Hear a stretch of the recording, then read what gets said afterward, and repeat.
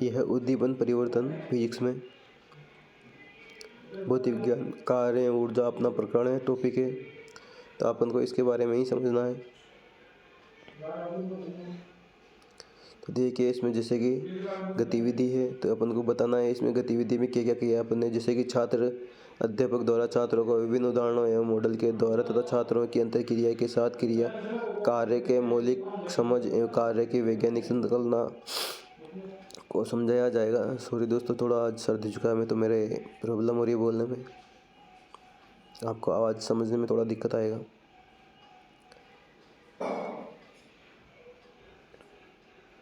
विभिन्न युक्ति जैसे टेबल पर बल लगाकर उसमें विस्थापन लगाया गया, इस प्रकार की क्रियाओं में विद्यार्थियों को सम्मिलित करके विषय वस्तु की रुचिकर बनाया गया। कार्य के बारे में बताया जाएगा आपको, उसकी परिभाषा, उसके प्रकार, उसको समझना है आपको उद्दीपन में अपनी बॉडी मूवमेंट से। उद्दीपन कौशल में आपको यही ध्यान रखना है, जैसे कि इसमें पहला पॉइंट है शारीरिक संलग्न बॉडी मूवमेंट। जैसे अपन चलते हैं फिरते हैं उसकी आवाज़ कम आनी चाहिए। जैसे बहुत सौ की आदत होती है शूज़ को रगड़ने की ज़मीन पर, तो वो नहीं होना चाहिए, शूज़ से आवाज़ नहीं आनी चाहिए, उचिता भाव रहना चाहिए अपना।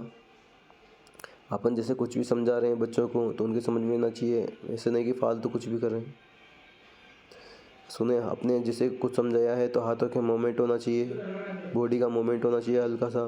वाणी में उतार चढ़ाव, तो अपनी भाषा अच्छी और सुंदर होनी चाहिए, जैसे कि बच्चों को पीछे तक समझ में आए, एकदम स्पष्ट शब्द बोलें ताकि बच्चों को समझने में कोई दिक्कत नहीं है। दृष्टि संयुक्त में उपयुक्त परिवर्तन, तो आपको बच्चों पे निगाह रखनी है पूरी क्लास पे, ऐसा नहीं कि कोई पीछे बात ही कर रहा है। बच्चों को आपके व्याख्या में इंटरेस्ट आना चाहिए जो आप समझा रहे हो। आप इसमें बच्चों को बुलाकर कुछ भी करवा सकते हैं, जैसे कि एग्जाम्पल देख लिए अपने टॉपिक की कार्य, तो कार्य में बच्चों को कराने के लिए जैसे दीवार के धक्का लगवाया, गेट लगवाया, या फिर टेबल खिसकाई, या फिर एक बच्चे को जैसे खड़ा कर दिया, उसके बाद उससे बोला कि इसको पकड़ के रख, तो उससे पूछा कितना कार्य हुआ, महसूस हुआ नहीं हुआ। तो जैसे कि बच्चा एक जगह खड़ा है तो उसने जीरो विस्थापन किया तो उसका कार्य जीरो माना जाएगा। अब एक बच्चे से अपने जैसे कि टेबल खिसकाई तो उसने कुछ भी विस्थापन किया, जैसे मान लीजिए 1 न्यूटन मीटर विस्थापन किया उसने, एक मीटर विस्थापन किया, तो अपना कार्य कितना हुआ, लगभग 1 न्यूटन मीटर के लगभग होगा, जितना बल लगा है इंटू विस्थापन में, तो बल इंटू विस्थापन से जैसे कि उसने बल लगाकर 1 मीटर विस्थापन खिसकाया तो उसका कार्य कितना हुआ, 1 न्यूटन मीटर।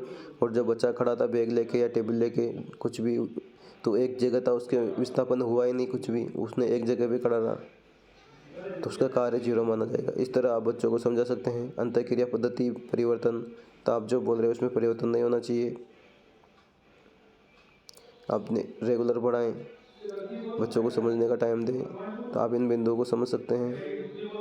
क्वेश्चन करते टाइम बच्चों से हाथ खड़े करवाएं, जिसको जवाब पता है, नहीं आता है तो आप दूसरे बच्चों को खड़ा करें, अपनी इच्छा से खड़े कर सकते हैं क्वेश्चन के लिए।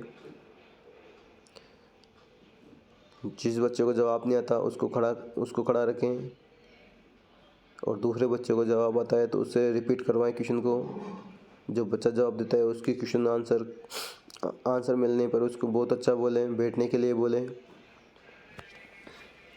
आप इसमें वेरी गुड भी बोल सकते हैं बच्चों से क्वेश्चन होने के लिए।